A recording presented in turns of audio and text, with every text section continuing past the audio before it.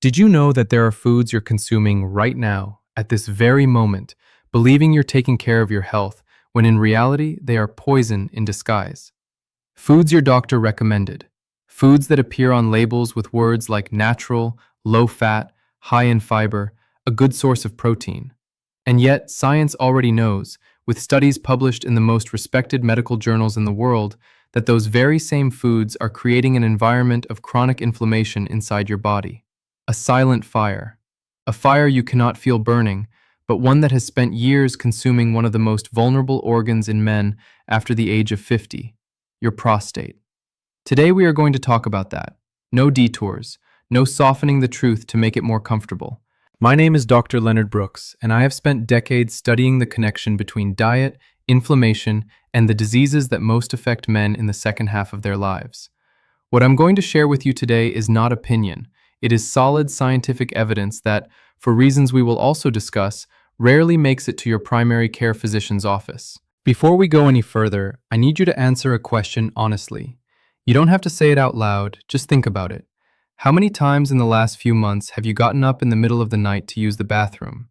How many times have you felt a sudden urge to urinate, only to find that when you get there, almost nothing comes out? Have you noticed a strange pressure in your pelvic area that comes and goes, one you sometimes chalk up to stress or fatigue? Have you seen your PSA levels rise in recent lab work, and your doctor told you, "We need to keep an eye on this," but no one explained what was causing that increase? If any of those questions hit home, then this video was made for you. And if you don't have any of those symptoms yet, then this video is even more important, because the prostate doesn't give a warning when it starts to fail. It warns you when it has already been failing for a long time. According to the World Health Organization, prostate cancer is the second most common cancer in men worldwide. 1 in every 8 men will develop it at some point in their lifetime. The vast majority of those cases are not detected in the early stages because symptoms remain silent for years. But what the studies also show us, with a clarity that leaves no room for doubt, is that diet is one of the most powerful, modifiable factors in the development and progression of this disease. Modifiable means you can change it today, without a prescription, without a procedure, without waiting for the damage to become irreversible. But to change something, you first have to know what is causing the harm, and that is where most men fall short. Not out of negligence, but because the information they receive is incomplete, or worse, it is wrong. Think about this for a moment. Over the last 20 or 30 years, we were taught to fear fat. We were told that whole milk was poison for the heart and that we should drink it skim. We were told that vegetable oils were healthier than butter. We were told that a glass of orange juice in the morning was the perfect way to start the day. We were told that whole grain bread was infinitely better than white bread. We were told that soy protein was the ideal alternative for those who wanted to take care of their bodies. And we trusted that advice, because why wouldn't we? It came from doctors, from nutritionists, from public health campaigns, from advertisements featuring smiling people with healthy bodies. The problem is that science advanced, and what researchers discovered in the last 15 years contradicts a substantial part of that advice. Not all of it, but a fundamental part, especially when we talk about the impact of those foods on chronic inflammation, hormonal balance, and prostate health in men over 50. And yet, that new evidence still has not made its way broadly into doctors' offices.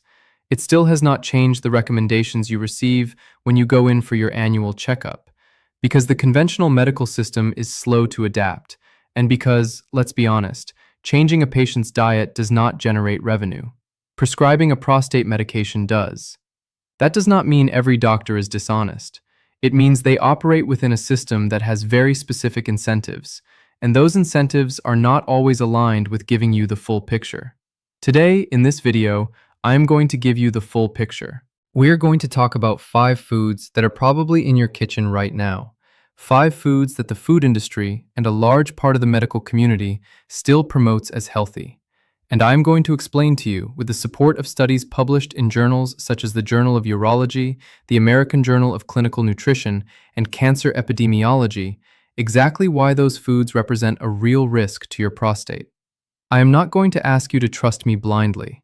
I'm going to show you the evidence, and you are going to draw your own conclusions. But before we get to those 5 foods, I need you to understand something fundamental, something that most doctors don't explain because it would take too long in a 15-minute appointment.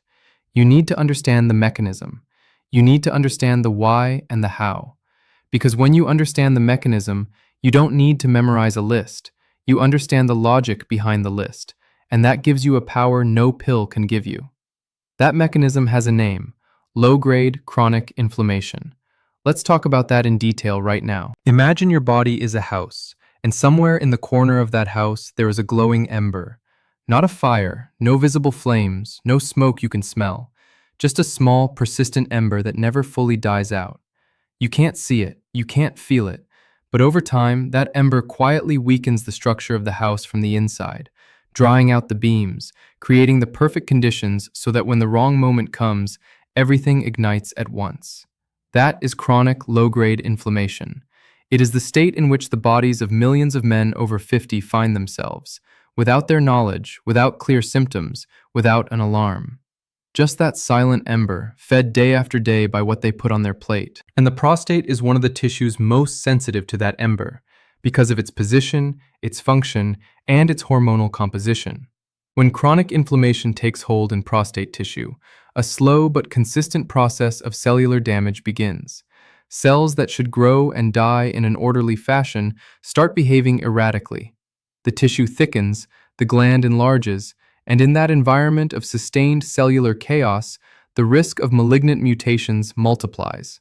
This is not speculation. A study published in the Journal of the National Cancer Institute found that men with elevated markers of systemic inflammation had up to a 40% greater probability of developing aggressive prostate cancer compared to men with low levels of inflammation. That is, the weight of chronic inflammation upon your prostate. Now, what does your breakfast have to do with all of this? Everything.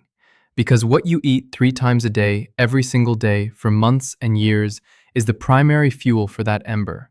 Some foods extinguish it, and some foods feed it. And the problem, the central problem of this video, is that many of the foods that fan the flames are disguised as healthy. That fruit juice you drink every morning. That glass of skim milk you chose because someone told you it was better. That vegetable oil you cook with because it has no cholesterol. That whole grain bread you eat because it has fiber. That soy protein you consume because it's a natural alternative. All of them, under certain conditions and in the quantities most people consume them, have the capacity to raise inflammatory markers in your body, to disrupt your hormonal balance, to stimulate the production of growth factors that literally fertilize prostate cells to grow faster than they should. I know this is hard to hear. I know part of you wants to resist, because we have built habits around these foods for decades, because they are part of our culture, our routine, our very idea of what it means to take care of ourselves. But let me ask you something. If you knew with certainty that something you do every single day was silently damaging a vital organ in your body, would you rather not know, to preserve the comfort of the habit? Or would you rather know, even if it means making a change?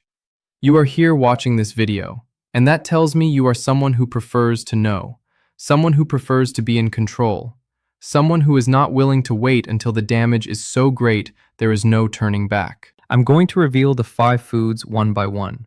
I'm going to explain the scientific mechanism behind each one. I'm going to show you the studies, and at the end, I'm going to give you a clear protocol, grounded in nature and in the evidence, to begin reversing that damage starting today. And there is one more thing I want you to know before we continue.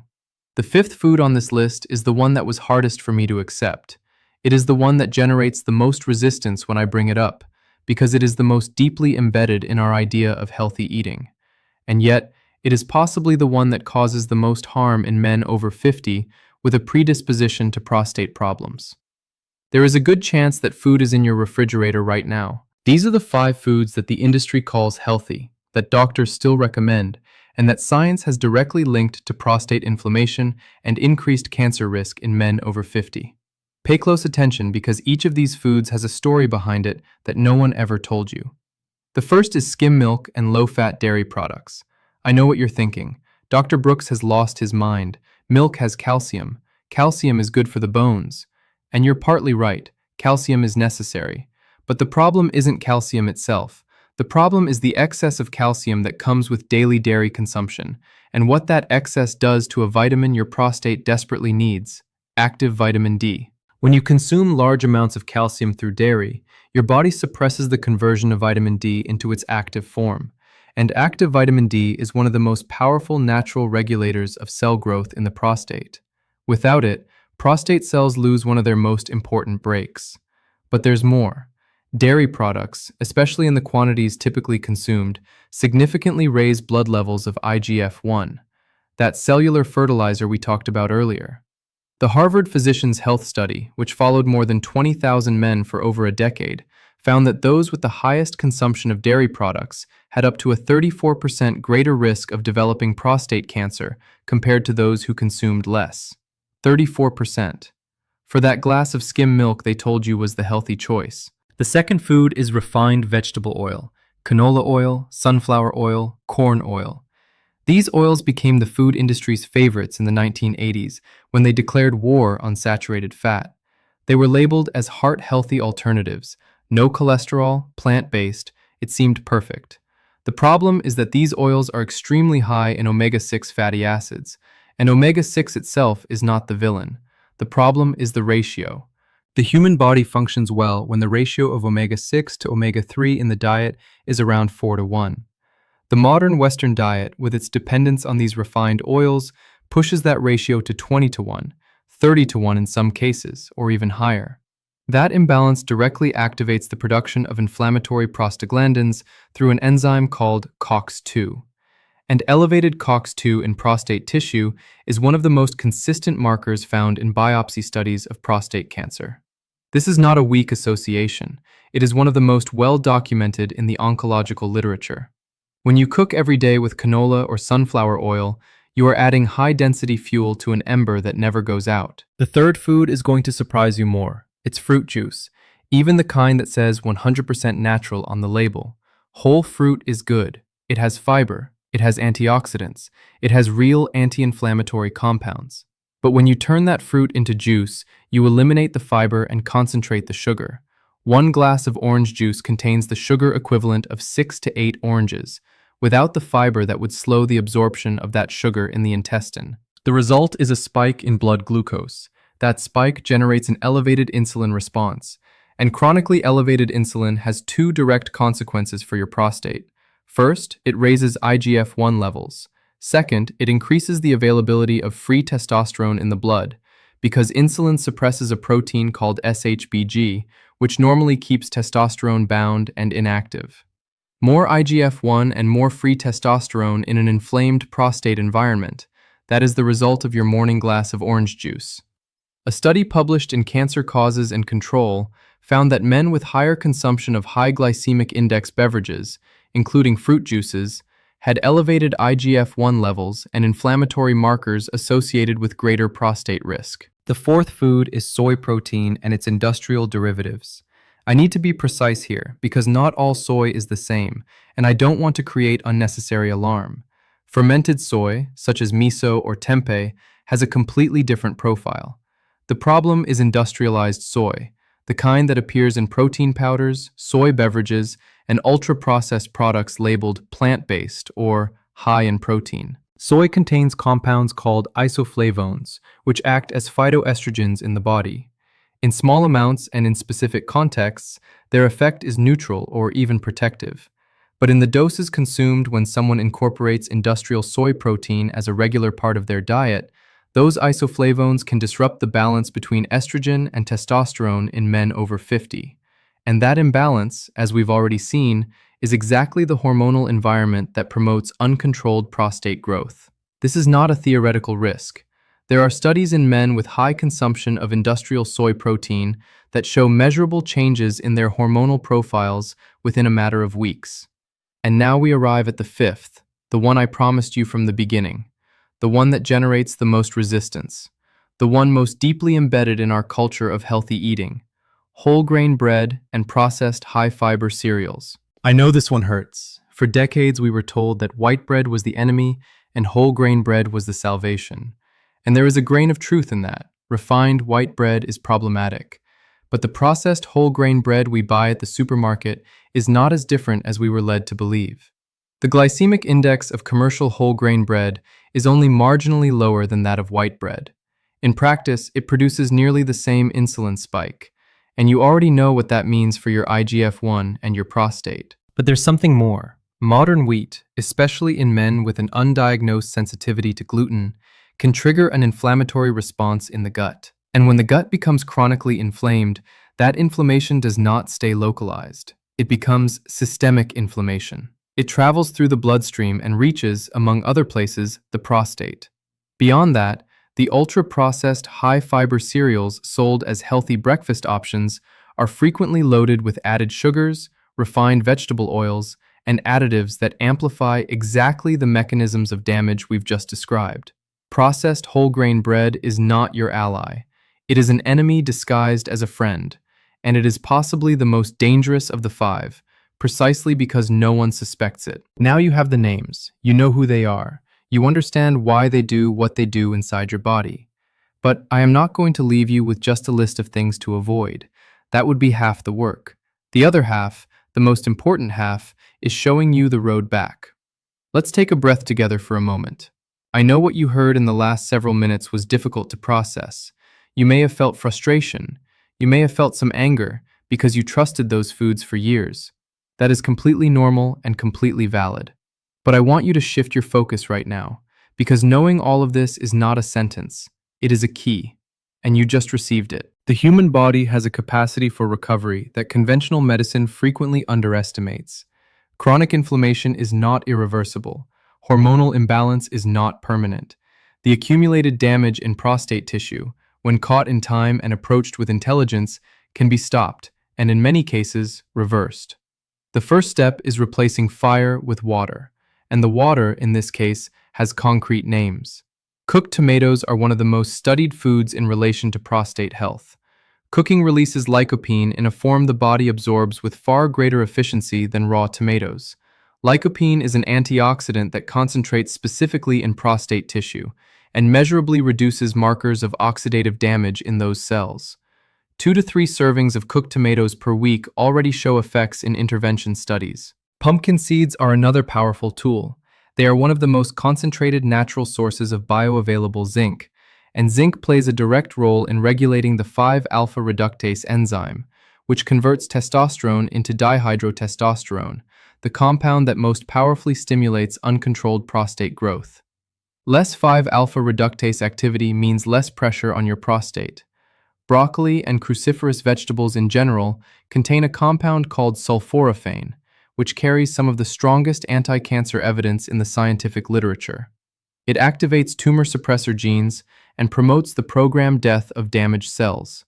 This is not an exotic supplement. It is a vegetable you probably already know, and one you can incorporate starting this week. The second pillar is regulating your hormones from the inside. Omega-3 from quality sources, found in sardines, wild-caught salmon, and ground flax seeds, directly counteracts the fatty acid imbalance created by refined vegetable oils. It reduces the production of inflammatory prostaglandins and lowers COX-2 levels in prostate tissue. It is the natural antidote to sunflower oil. Vitamin D deserves special mention. If you live in a city, work indoors, and don't get regular sun exposure, there is a very high probability that your active vitamin D levels are below the optimal range. Ask your doctor to include that test in your next checkup. Low vitamin D levels are consistently associated with greater prostate risk, and correcting them, whether through 15 to 20 minutes of daily sun exposure or supervised supplementation, is one of the changes with the greatest impact in the shortest time. The third pillar doesn't come from any food. It comes from you. 30 minutes of walking every day. Not running, not a gym, walking. A study from the University of California followed men with elevated PSA levels through 12 weeks of moderate walking and found measurable reductions in inflammatory markers and a stabilization of PSA levels in the majority of participants. Movement regulates insulin, it regulates cortisol, it balances hormones, and it sends every cell in your body the most powerful signal there is, that you are alive, active, and in control. Your prostate is not your enemy. It is an organ that has been working silently on your behalf for decades.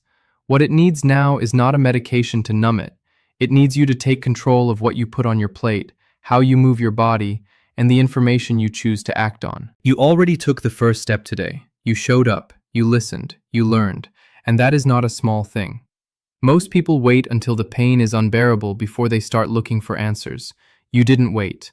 And that decision, made today, can make the difference between a prostate that continues deteriorating in silence and a prostate that begins to recover its natural balance. Start this week with just one change. Just one. Eliminate one of those 5 foods from your routine and replace it with something we talked about today. You don't have to transform your life overnight. The changes that last are the ones built one step at a time. And if you want to keep learning, if you want us to keep having this conversation with the same honesty and the same scientific backing about your health, I'll see you in the next video. We're going to keep uncovering truths that the system doesn't tell you, because you deserve to make informed decisions about your own body.